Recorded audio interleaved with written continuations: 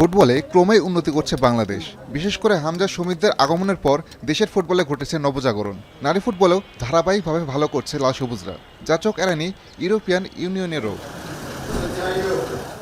দেশের ফুটবলের সার্বিক পরিস্থিতি পর্যবেক্ষণ করতে রোববার বাফুফে ভবনে আসেন ইউরোপিয়ান ইউনিয়নের রাষ্ট্রদূত মাইকেল মিলার। বাফুফে কর্তাদের সঙ্গে মতবিনিময় শেষে ফুটবলের অগ্রযাত্রায় পাশে থাকার কথা জানান তিনি। We are here as the European Union to explore how we can partner with the Football Federation, how we can sponsor the Football Federation in order to identify talent in each of the 64 districts of Bangladesh and in order to help this country to find its place on the international scene when it comes to sport competitions. এদিকে EU প্রতিনিধি দলের সঙ্গে আলোচনা শেষে উচ্ছ্বাস প্রকাশ করেছেন বাফুফে সভাপতি তাবিত আওয়াল। দেশের ফুটবলের কোন ক্ষেত্রে ইইউ বিনিয়োগে আগ্রহী সেটিও জানান তিনি।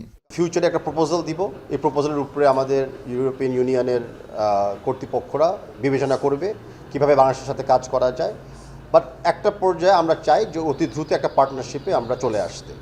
ইইউ এর কাছে নিজেদের প্রত্যাশার পাশাপাশি ভবিষ্যতে কি বিষয় নিয়ে কাজ হতে পারে এ বিষয়ে ধারণা দেন বাফুফে সভাপতি। আজকে মূলত আমরা একটা মত বিনিময় সভা করলাম, আইডিয়াজ এক্সচেঞ্জ।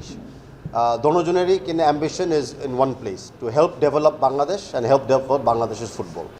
মতবিনিময় শেষে ইইউ রাষ্ট্রদূতকে জিমনেশিয়াম ও একাডেমি মাঠ ঘুরে দেখান বাফুফে সভাপতি তাবিত আওয়াল। ইইউ এর সহযোগিতায় দেশের ফুটবলের অগ্রযাত্রা আরও বেগবান হবে এমনটাই প্রত্যাশা তার। আসাদুজ্জামান লিটন, এখন, ঢাকা।